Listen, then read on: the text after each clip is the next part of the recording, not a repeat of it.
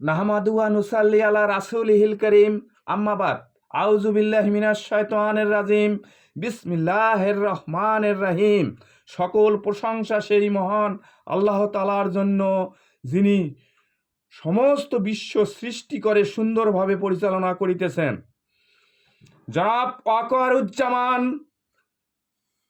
বারবার কোথায় যান, জাতি জানতে চায়। আপনি জাতির বিবেককে প্রশ্ন করতে পারেন কেন?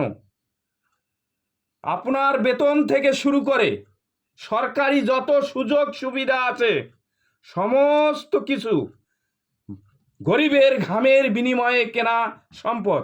অতএব এই সম্পদকে তার প্রতিটি মুহূর্তের হিসাব বাঙালি জাতিকে দিতে হবে, কোনো ছাড় দেওয়া হবে না।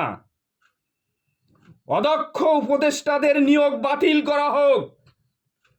দেশবাসী দক্ষ, যোগ্য ও ব্যক্তিত্ব সম্পূর্ণ উপদেষ্টাকে দেখতে চান।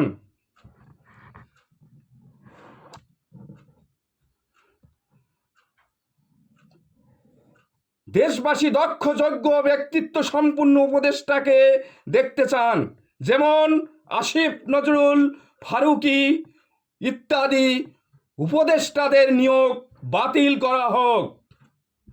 বিতর্কিত ব্যক্তিকে রাষ্ট্রীয় কাজে স্থান দেওয়া হবে না। নতুন উপদেষ্টাদের নিয়োগ বাতিল করা হোক।